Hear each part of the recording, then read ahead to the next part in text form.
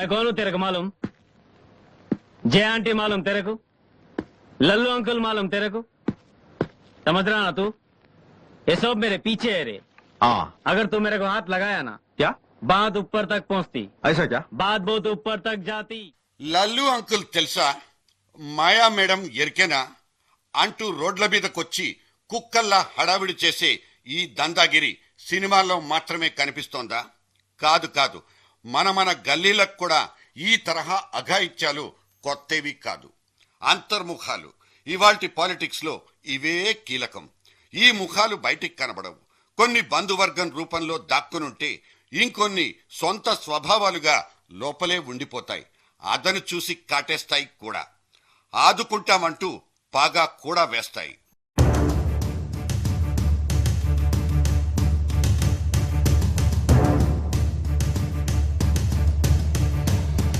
కథనంతా వెనక నుంచి నడిపించే ఇంకో తరహా రాజనీతి కూడా ఇప్పుడు రాజ్యం వెళ్తోంది. దీని పేరే అతీత శక్తి అనబడే ఒకానొక ఎక్స్ట్రా కాన్స్టిట్యూషనల్ పవర్. ప్రతి పవర్ సెంటర్ కు కనిపించి కనిపించకుండా ఇంకో సెంట్రల్ పాయింట్ ఉండే ఉంటుంది. పెద్దన్నయ్యో, చిన్న తమ్ముడో, తోడలుడో, వియ్యంకుడో ఎవడో ఒకడు ఆయన వాళ్ళ పేరు చెప్పుకుంటాడు.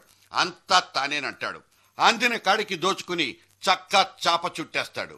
వర్తమాన రాజకీయాల్లో ఎమ్మెల్యేలు, ఎంపీలు, మినిస్టర్లు, ప్రైమ్ మినిస్టర్లు కాదు, అసలు సిసలు శాసనకర్తలు వేరే ఉన్నారు. కెమెరాలకైనా దొరకని అంతర్ముఖాలు ఇవే.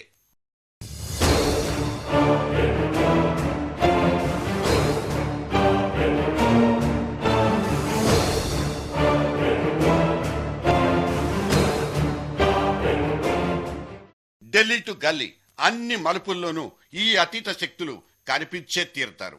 ప్రధానమంత్రి మన్మోహన్ సింగ్ కు యూపీఏ చైర్పర్సన్ గా సోనియా గాంధీ సూపర్ పవర్ గా పనిచేసినట్లే బయటకొచ్చి ఆమె పేరును బాగా వాడేసుకుంటున్న అల్లుడు రాబర్ట్ వథేరా ఇంకో ఎక్స్ట్రా కాన్స్టిట్యూషనల్ పవర్. మా నాన్న మినిస్టర్ అంటూ కబ్జాలకు తెగబడుతున్న అమాత్యుల కొడుకులు, వాళ్ల అఘాయిత్యాలకు లెక్కే లేదు. ఇటువంటి ఎక్స్ట్రా పవర్ సెంటర్లే ఇవాల్టి జేడీ టాపిక్.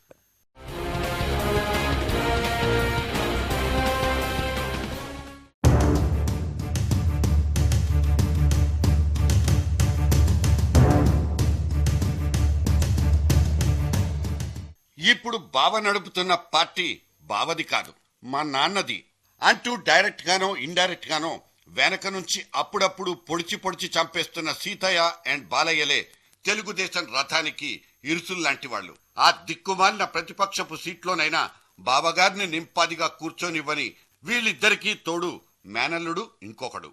జూనియర్ గా ఉండకుండా తనకున్న ఫాలోయింగ్ ను గుర్తు చేసుకుంటూ అడపా దడపా సంచలనం సృష్టిస్తుంటాడు ఈ చిన్నరాముడు. నడిచేది నడిపించేది తానే అయినా తన మీద నందమూరి కుటుంబపు ప్రభావం అస్సలు పనిచెయ్యదని చంద్రబాబు ఎప్పుడూ తెగేసి చెప్పిందీ లేదు. ఆదేశించేదొకరు, ఆచరించేదొకరు టైప్లోనే నడుస్తోందా పార్టీలో బావగారి జమానా? పూటకో మలుపు తిరుగుతున్న నారా నందమూరి ఫ్యామిలీ సర్కస్ ని చూస్తే ఇలా కాక ఇంకెలా అనిపిస్తుంది?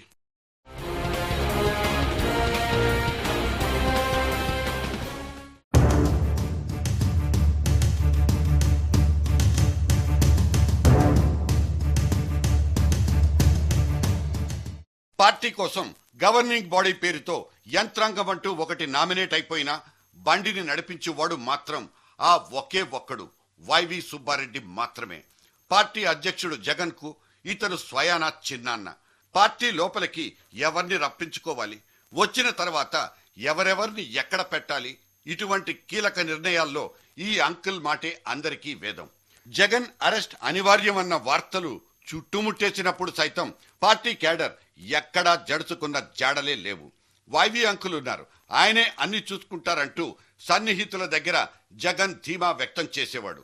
అసలు కొండంత సైజున్న కాంగ్రెస్ పార్టీని ఎడంకాలితో తన్నేసి సొంత పార్టీ పెట్టుకున్న జగన్ కు ఒరిజినల్ గుండె ధైర్యం, నేనున్నానన్న భరోసా, శాసన్ సేరా డింబకా అంటూ వెన్ను తట్టి ముందుకు నడిపిన స్ఫూర్తి అన్నీ ఈ వైవి సరే. మరి జగన్ జైల్లో ఉన్న వాళ్ళ అమ్మను ముందుకు జరిపి ప్రైమ్ మినిస్టర్ తో భేటీ దాకా సాగనంపడం వెనుక ఈ చిన్నాన్నదే చేతివాటం. పార్టీ స్ట్రాటజీలో ఎక్కడా లొసుగులు లోపం అన్నదే కనిపించడం లేదంటే దట్ ఈస్ వైవి మార్క్ చాణక్యం అంటారు సొంత పార్టీ మనుషులు. మనుషులకు గాని మీడియాకు గాని మొహం చూపించకుండానే పనులన్నీ చక్కబెడుతున్న ఈ చిన్నాన్న జగన్ పార్టీకి నిజంగా రథసారథి.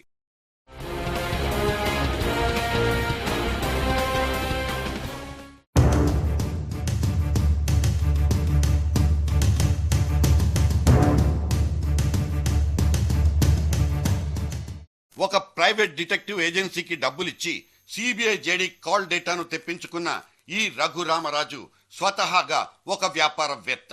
కాకపోతే తన వ్యాపారం తాను చేసుకోవడం మానేసి సడన్ గా ఈ ఎక్స్ట్రాలకు పాల్పడడం కేవీపీని ఇబ్బందుల పాలు చేసిందా, లేక కొందరు ఆరోపిస్తున్నట్లుగా కేవీపీ కాంగ్రెస్ లో జగన్ కు కోవర్టుగా పనిచేస్తూ ప్రియమైన అల్లుడిని ఇబ్బంది పెడుతున్న జేడీని ఆడుకోవడానికే ఇలా వియ్యంకుని ఉపయోగించుకున్నారా అనేవి బయట వాళ్లకొస్తున్న అనుమానాలు.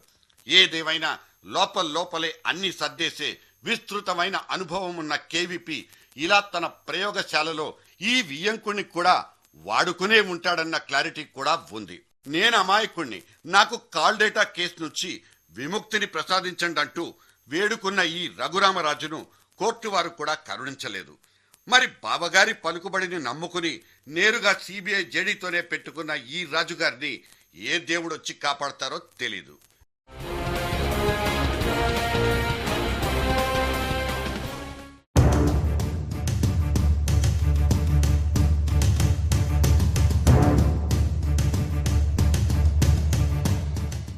సమాచార సేకరణ, సలహాల స్వీకరణ, అడపాదడపా చేయాల్సిన అనఫీషియల్ సర్వేలు, ఇన్ని డ్యూటీలు చేయడానికి తనకంటూ ఒక సొంత టీం క్రియేట్ చేసుకున్న కేకేఆర్ సదరు టీంలో ఛాన్స్ ఇచ్చింది మాత్రం తన ఇద్దరు తమ్ముళ్లకు మాత్రమే.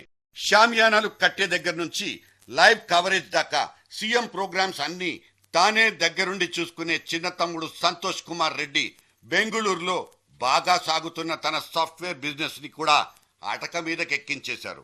ఇటు చిత్తూరు జిల్లాను, సొంత నియోజకవర్గం పీలేరును మిగతా పార్టీల చేతుల్లోకి జారిపోకుండా కిషోర్ కుమార్ రెడ్డి అనే ఇంకో తమ్ముడు చూసుకుంటాడు. సో కిరణ్ జమానాలో ఇద్దరు కేవీపీలన్నమాట.